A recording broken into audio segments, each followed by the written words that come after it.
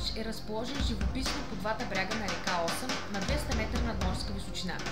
Името на града идва от старобългарската дума Ловеч, град на река, речен град. За символ на Ловеч е избран прочутият покрит мост на Колюфичето. През 1958 година Ловеч е избран за окръжен град. Днес в града е развито производството на велосипеди, ръчни електроинструменти, мебели, плетени и трикотажни облекла. Специализиран отрасъл за промишлеността на Ловеч е кожаро-кожухарската промишленост.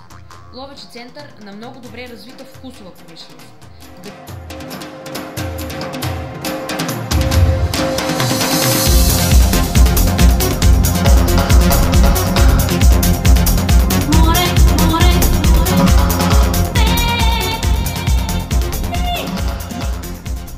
Мост на река Осъм, свързващ архитектурно-историческият резерват Вароша с останалата част на град Ловеч, е станал символ на града и е не случайно изобразен на герба му.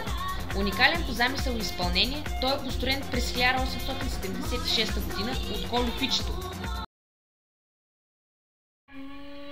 В архитектурно-исторически резерват Вароша е включена цялата стара част на града по десния бряг на река Осъм, а също и редица постройки по левия бряг на реката, в близост до покрития мост и парк Стратеж.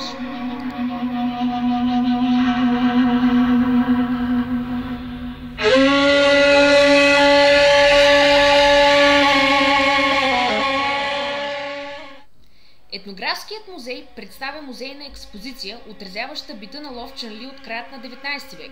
С документи и писмени сведения за майстора и за годината, в която е била построена, не разполагаме.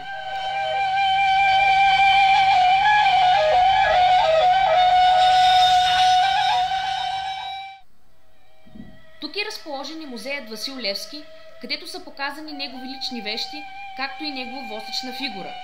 Трудно е да се предположи каква стойност и визия би имал музеят на Апостола без колекцията от неговите лични вещи, която е и най-голямата в България.